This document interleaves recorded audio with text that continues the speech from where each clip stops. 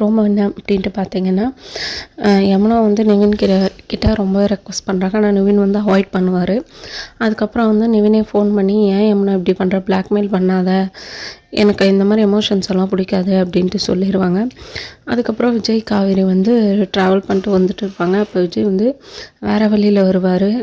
எப்பயும் போகிற வீட்டுக்கு போகிற வழியில் இல்லாமல் அது காவேரி வந்து கேட்பாங்க, ஏங்க இப்படி பண்ணுறீங்க, யமுனா வேறு அங்கே ரொம்ப இதாக சென்சிட்டிவாக இருக்கா, நான் அதுக்கு தான் சீக்கிரமாக வீட்டுக்கு போகணுன்னு சொல்லிட்டு இருக்கேன், நீங்கள் அதை புரிஞ்சுக்காமல் இப்படி பண்ணுறீங்களே அப்படின்ட்டு காவேரி சொல்லிகிட்டு இருப்பாங்க. விஜய் வந்து இல்லை, நம்ம கெட் டுகெதருக்கு ஒரு 10 minutes தான், போயிட்டு ஹாய் சொல்லிட்டு போயிடலாம், காவேரி சொன்னால் கேளு அப்படின்னு எவ்வளோ ரெக்வஸ்ட் பண்ணாலும் காவேரி வந்து ஒத்துக்க மாட்டாங்க. என் சுச்சுவேஷன் புரியுதா இல்லையா அப்படின்ட்டு.